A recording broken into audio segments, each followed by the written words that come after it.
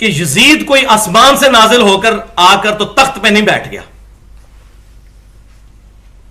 یہ بہت بڑا دھوکہ دیا جا رہا ہے ٹی وی کے اوپر بھی کہ پتہ نہیں یزید کوئی اوپر سے نازل ہو کے تو آ کے بیٹھ گیا تھا کسی تخت پہ. اور اس کی وجہ کیا ہے؟ اگر اس کو ایکسپلور کریں گے تو پھر اور لوگوں کے نام بھی آئیں گے اور پھر اپنا فرقے کا نقصان ہوگا. تو یزید کوئی تخت پہ اللہ تعالیٰ نے نہیں اس کو اوپر سے پکڑ کے بٹھا دیا. ایک پورا سسٹم تھا جو نبی صلی اللہ علیہ وسلم کی وفات کے تقریباً 20 سے 30 سال کے دوران ایک گریجولی ڈیویشن آنا شروع ہوئی، جس کا اینڈ رزلٹ یہ بنا کہ 60 ہجری میں یزید تخت پر آیا. وہ تو نمائندہ بن کے آیا اس بگڑے ہوئے سسٹم کا. اب مجھے بتائیں دجال ڈائریکٹ آئے گا؟ ایک پورا دجالی سسٹم ہوگا جو دجال کو ویلکم کہے گا کہ آئیے جی آپ ہی ہمارے لیڈر ہیں، ورنہ اکیلا دجال آگے کیا کرے گا. اسی طریقے سے یزید جب حکمران بنا تو ایک پورا سسٹم ہے پیچھے، پوری ایک سمجھے کہ 30 سال کی 25 سے 30 سال کی ایک ڈیویشن ہے، جب جا کے 60 ہجری کے اندر اس بدماش نے حکومت سنبھال لی.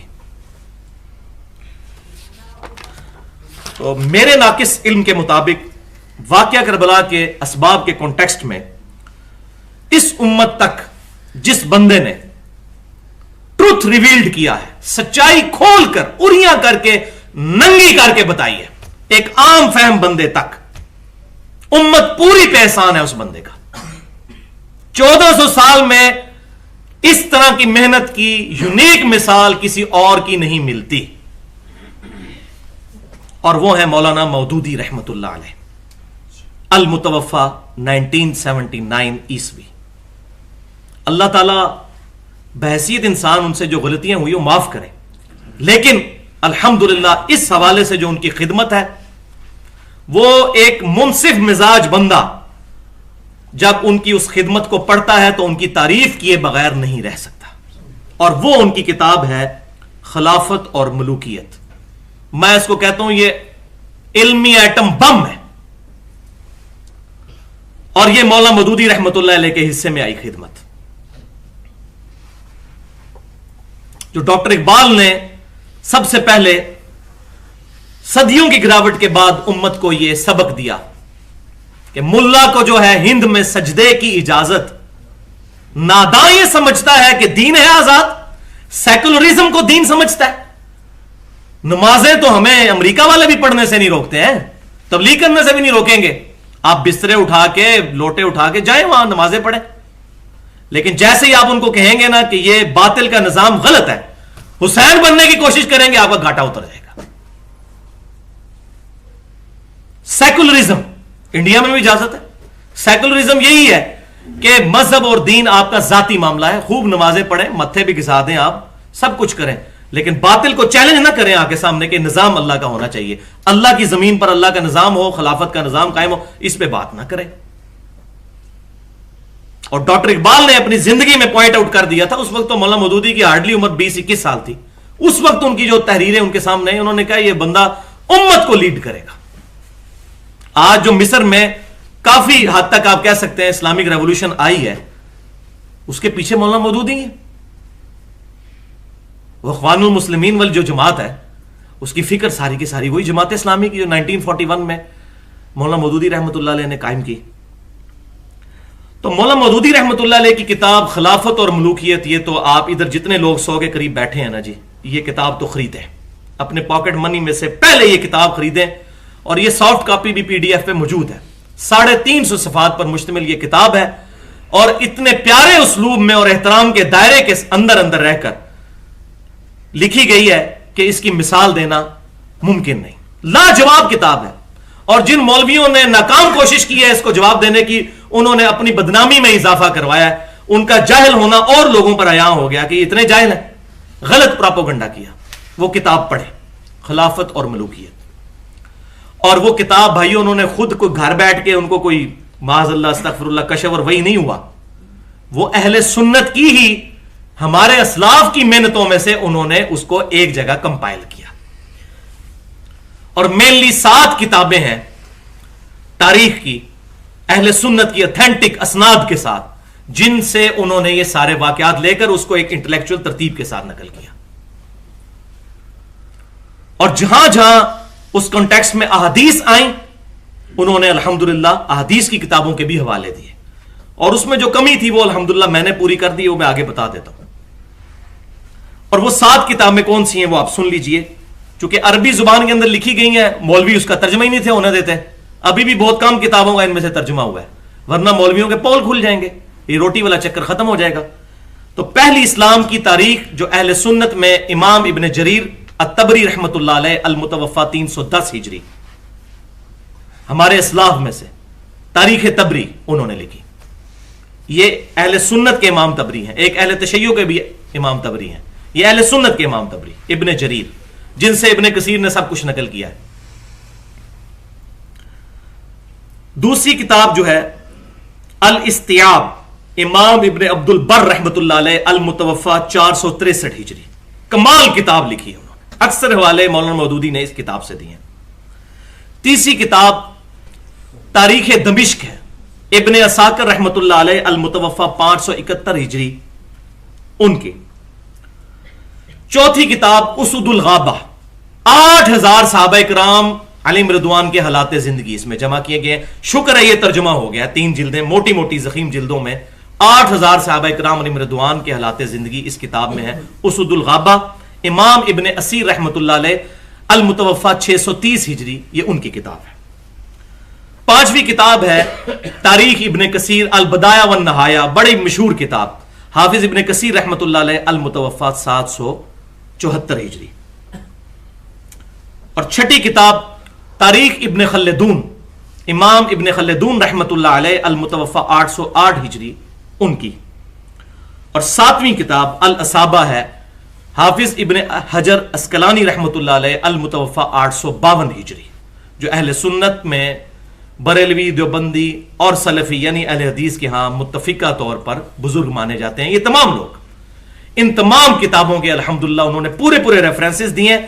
لیکن ظلم کی انتہا یہ ہے کہ جو لوگ رد کرتے ہیں وہ خلافت و ملوکیت کا رد کرتے ہوئے یہ بھول جاتے ہیں کہ یہ رد کن کا ہو رہا ہے. ان کو رحمت اللہ علیہ کہتے ہیں اور مولا مودودی بیچارے کو کہتے ہیں لعنت اللہ علیہ, معاذ اللہ, استغفر اللہ.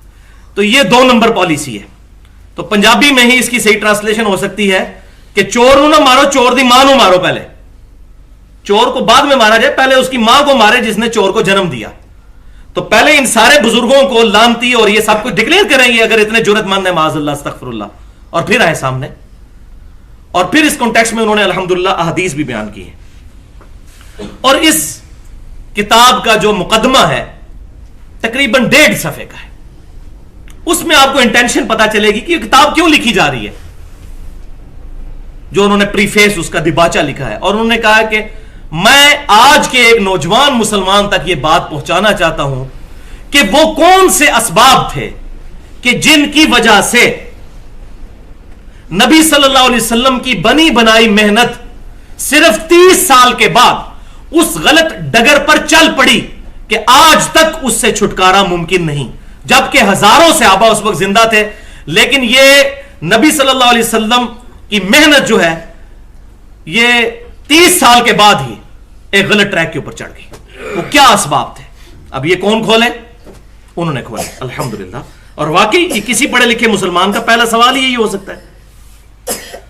اور انہوں نے یہ کتاب 1386 ہجری میں 1966-67 صدر ایوب کی جب ملوکیت تھی اس دور میں انہوں نے لکھی.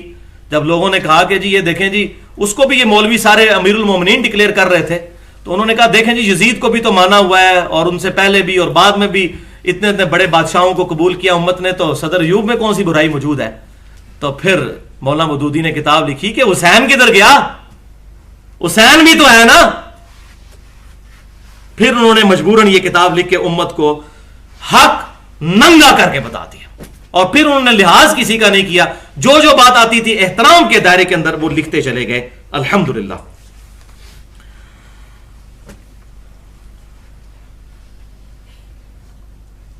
مولانا مودودی رحمت اللہ علیہ کی یہ کتاب خلافت اور ملوکیت میں نے 2012 اسی سال جون میں پڑھی. لیکن واللہ یہ جو کتاب ہے اس کو پڑھنے سے پہلے ہی میں پچھلے سال یہیں پر 14 और 15 मुहर्रमुल हराम 1433 हिजरी की दरमियानी रात 10 दिसंबर 2011 को एक लेक्चर रिकॉर्ड करवा चुका था। मसला नंबर 61 के नाम से अहले सुन्नत पाक.com पर वो गुफ्तगू अपलोड है। 2 घंटे और 22 मिनट की हुसैनियत और यजीदियत का तहकीकी जायजा। यह खिलाफत और मलूकियत तो मैंने बाद में पढ़ी है, मैं तो पहले ही किताब सुन्नत के जरिए यह सारी गेम समझ गया था। ये तो बाद में जब लोगों ने कहा कि ये तो फिक्र मौदूदियत फैला रहा है, और मुझे पता ही नहीं था खिलाफत और मलूकियत के बारे में, तो मैंने बाद में पढ़ी। फिर अल्हम्दुलिल्लाह मुझे समझ आई कि वो क्यों कह रहे हैं। जो भी सही बात करता है उस पर कोई ना कोई ठप्पा लगा दो। कोई तौहीद की बात करे तो कोई ये वाबी है, कोई अहले बैत की बात करे उसको ये तो शिया हो गया, कोई साहबा की बात करे उसको ये देवबंदी हो गया, कोई नबी वसल्लम की मोहब्बत की बात करे तो उसको कोई बरेलवी हो गया। ये मौलवियों ने टोटके बनाए हुए हैं अपनी अपनी दुकानदारी चलाने की। ये मैंने अल्हम्दुलिल्लाह 35 साल की उम्र में ये पूरा ये जो तजर्बा है, उसके बाद मैं आपको निचोड़ निकाल के बता रहा हूं इन मौलवियों का जो इन्होंने उम्मत के साथ जुल्म किया। तो वो जब लेक्चर रिकॉर्ड हुआ और वो अल्हम्दुलिल्लाह अहले सुन्नत पाक.com पर रखा हुआ है, उसके बाद से जो है ना एक सारी तरफ जो है वो हलचल मचना शुरू हो गई। उसमें मैंने वाकया करबला के वजूहात क्या थी और ये पूरी डिटेल्स मैंने उसमें बताई हैं। आज टाइम नहीं कि मैं उन चीजों को एड्रेस करूं, उसकी वजह यह है कि फिर बार बार रेपिटेशन होती है। आज मैं नई बातें करना चाहता हूं ताकि ये चीजें उसके साथ ऐड हो जाएं, जिसको शौक हो तो वो उसको भी सुन सकता है। बल्कि इंशाअल्लाह ताला जो किताब सुन्नत के मनहज के लोग हैं, जो सहीहुल इसनाद हदीस को हुज्जत मानते हैं, उनके लिए वो बड़ी अच्छी मेहनत है अल्हम्दुलिल्लाह। उसके बाद फिर मैंने एक और लेक्चर भी रिकॉर्ड करवाया, मसला नंबर 48 के नाम से 1 घंटे का। फिक्रे हुसैन तहरीक खिलाफत की रूह है। 5 उसमें इंपॉर्टेंट पॉइंट्स मैंने डिस्कस किए, वो भी अहले सुन्नत पाक.com पर भी और हमारे यूट्यूब के चैनल पे गुफ्तगू रखी हुई है। फिक्रे हुसैन तहरीक खिलाफत की रूह है। जो खिलाफत की बात करता है उसको फिक्रे हुसैन क्लियर होनी चाहिए। 3 लिटमस टेस्ट मैंने उसमें बताए हैं, उनमें से तीसरा ये है। पहला यह है कि किताबुल्लाह की तरफ उसकी दावत हो, फिरका वारियत से पाक। दूसरा पॉइंट, किताल के ऊपर वो जोर देता हो, किताल से ना भागे। और तीसरा, फिक्रे हुसैन उसको क्लियर हो, वरना तो आज के हुक्मरान यजीद से बहुत बेहतर है। ये अहले बैत के कातिल तो नहीं है। अगर आज के बदमाश मुलूकों को हमने गलत कहना है तो हमें पहले यजीद को भी गलत कहना पड़ेगा। आप कहें वो ठीक है और ये गलत है, तो फिर फिक्रे हुसैन क्लियर ना हुई तो फिर तो खिलाफत की बात करना ही गलत है। और अल्हम्दुलिल्लाह मुझे इस दफा बड़ी खुशी हुई, मैं आपके साथ भी शेयर करता हूं। इस्लामाबाद पूरे में मैंने ये देखा है, जमात इस्लामी की तरफ से, मैं कोई रुकन नहीं जमात इस्लामी का, फिक्रे हुसैन वाले लेक्चर में मैंने तंजीम इस्लामी की बात की और डॉक्टर इसरार साहब रहमतुल्लाह अलैह की बात की। मैं तो अल्हम्दुलिल्लाह जो हक बात जो भी बंदा बयान करता है उसकी मैं तारीफ करता हूं। तो इस दफा जमात इस्लामी ने, मैं उनको क्रेडिट देता हूं ये कि पूरे इस्लामाबाद में उन्होंने बड़े बड़े बैनर्स लगाए, व्हाइट और रेड कलर में। व्हाइट बैनर्स थे और उस पर रेड लिखाई हुई भी थी, और उस पर क्या लिखा था, इस्लामी निजाम खिलाफत के लिए कुर्बानी पेश करने वाले इमाम हुसैन को सलाम पेश करते हैं। अल्लाह अकबर। वही जो मैंने जुमला बोला था ना, ये मेरा गोल्डन कोट है। फिक्रे हुसैन तहरीक खिलाफत की रूह है। जो कहता ना हुसैन बागी है, वो खिलाफत की बात करना छोड़ दे। जब तक हुसैन समझ नहीं आएंगे खिलाफत नहीं समझ आ सकती। जब तक बनु उमैया की बदमाश हुकूमत को बदमाश हुकूमत नहीं कहा जाएगा, उस वक्त तक खिलाफत की बात हो ही नहीं सकती। काट खाने वाली मलूकियत। और तीसरा लेक्चर जो 2 हफ्ते पहले ही मैंने रिकॉर्ड करवाया, 55B मसला के नाम से, वसी रसूल कौन है और हदीस क़िरतास का तहकीकी जायजा। 2.25 घंटे की इल्मी गुफ्तगू, बल्कि इल्मी एटम बम है, और उसमें मैंने काफी सारी चीजें जो है खोल खोल कर बयान की हैं। ये तो थे लेक्चर्स। 2 रिसर्च पेपर्स हैं जो मैं समझता हूं कि अगर कोई बंदा खिलाफत और मलूकियत नेक्स्ट टाइम प्रिंट हो, वैसे तो लाखों की तादाद में प्रिंट हो चुकी है, 31 के करीब उसके एडिशन निकल चुके हैं खिलाफत और मलूकियत के।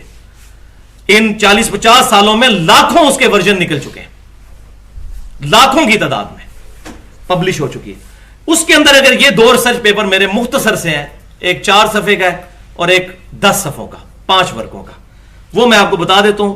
वो आपको लेक्चर के एंड पे मिल भी सकते हैं जिसको चाहिए हो।